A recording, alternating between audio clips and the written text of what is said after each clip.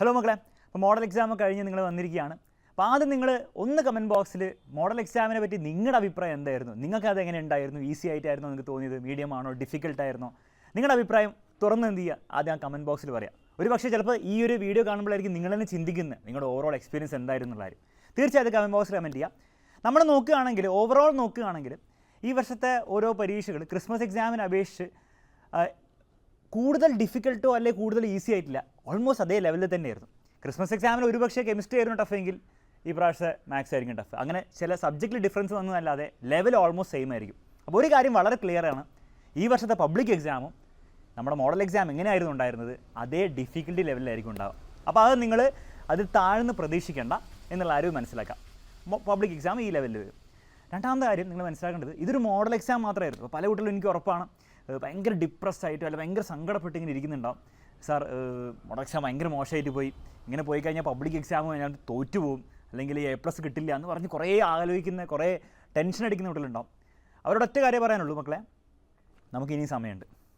നിങ്ങൾ എഫേർട്ട് ഇടാൻ റെഡിയാണെങ്കിൽ, വെറുതെ അല്ല എഫേർട്ട് ഇട്ട് ഇനി അങ്ങോട്ടുള്ള ദിവസങ്ങൾ ഞാൻ ഈ വീഡിയോയിലും അതുപോലെ നമ്മുടെ സ്റ്റഡി പ്ലാനുമായിട്ട് പറയാൻ പോകുന്ന കാര്യങ്ങൾ കൃത്യമായിട്ട് ഫോളോ ചെയ്യാൻ നിങ്ങൾ ഇനിയും റെഡിയാണെങ്കിൽ ഇനിയും അടിപൊളി മാർക്ക് കിട്ടാൻ നിങ്ങൾക്ക് ചാൻസ് ഉണ്ട്.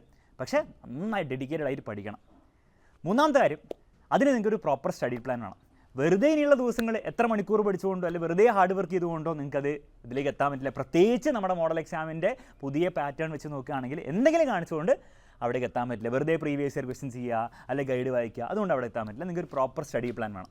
ആ പ്രോപ്പർ സ്റ്റഡി പ്ലാൻ നമ്മൾ ഫ്രീ ആയിട്ട് നമ്മുടെ യൂട്യൂബ് ചാനലിൽ ഇന്ന് നമ്മൾ അനൗൺസ് ചെയ്യുന്നുണ്ട്. കൃത്യമായിട്ട് ആ ലൈവിൽ വരിക, അതിൽ പറയുന്ന കാര്യങ്ങൾ ഫോളോ ചെയ്യാൻ റെഡിയാവും. നെക്സ്റ്റ് കാര്യം മനസ്സിലാക്കേണ്ടത്, ഇതൊക്കെ നടക്കണമെങ്കിൽ മിനിമം നിങ്ങൾ കുറച്ചെങ്കിലും മണിക്കൂറുകൾ പഠിക്കാൻ റെഡിയാവണം.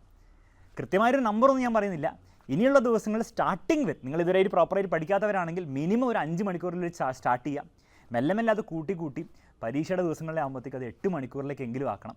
അതൊന്നും ആക്കിയില്ലെങ്കിൽ ഈ വീഡിയോയിൽ പറയുന്ന കാര്യമോ സ്റ്റഡി പ്ലാനിൽ പറയുന്ന കാര്യമോ നിങ്ങൾക്ക് ഫോളോ ചെയ്യാൻ പറ്റില്ല.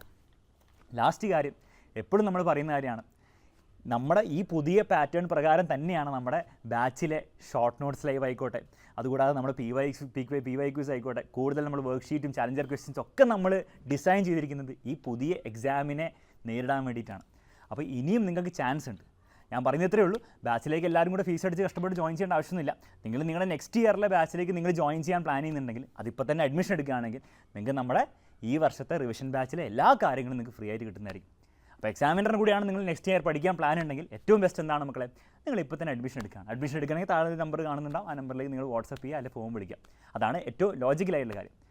എന്തൊക്കെയാണെങ്കിലും നിങ്ങൾ ഇനി ചെയ്യേണ്ടത് ഇത്രയേ ഉള്ളൂ, സ്റ്റഡി പ്ലാൻ ലൈവിൽ വരിക, അതിൽ പറയുന്ന കാര്യങ്ങൾ കൃത്യമായിട്ട് മനസ്സിലാക്കാം. ഇനിയുള്ള ദിവസങ്ങൾ ഒരു കാരണവശാലും ഡിസ്ട്രാക്റ്റഡ് ആവില്ല എന്ന് ഉറപ്പ് വരുത്താം. അത് നിങ്ങളുടെ പേരൻസിനോട് നിങ്ങൾ പ്രോമിസ് കൊടുക്കണമെങ്കിൽ പ്രോമിസ് കൊടുക്കുക. ഇനി അത് നിങ്ങൾക്ക് മടിയാണ് അല്ലെങ്കിൽ കുറച്ചൊരു കോമഡി പോലെ നിങ്ങൾക്ക് തോന്നുന്നുണ്ടെങ്കിൽ നിങ്ങൾ സ്വയം ഒരു പ്രോമിസ് കൊടുക്കുക. ഇനിയുള്ള ദിവസങ്ങൾ ഞാൻ ഡിസ്ട്രാക്റ്റഡ് ആവില്ല, ഞാൻ 100% ഫോക്കസ്ഡ് ആയിട്ട് പഠിക്കും എന്നുള്ളൊരു തീരുമാനം നിങ്ങൾ എടുക്കാൻ റെഡിയാണെങ്കിൽ ഒരു സംശയമില്ല, ആർക്കും നിങ്ങളെ തടുക്കാൻ പറ്റില്ല. പിന്നെ നമ്മളൊക്കെ ഇല്ലേ, അതുകൊണ്ട് ലൈവിൽ കയറി വരിക, അടിച്ച് പൊളിച്ച് നമുക്ക് എന്ത് ചെയ്യാം, ഇനിയുള്ള ദിവസങ്ങൾ പഠിക്കാം സൂപ്പറായിട്ട്. ഓക്കെ, അപ്പോൾ ലൈവിൽ നമുക്ക്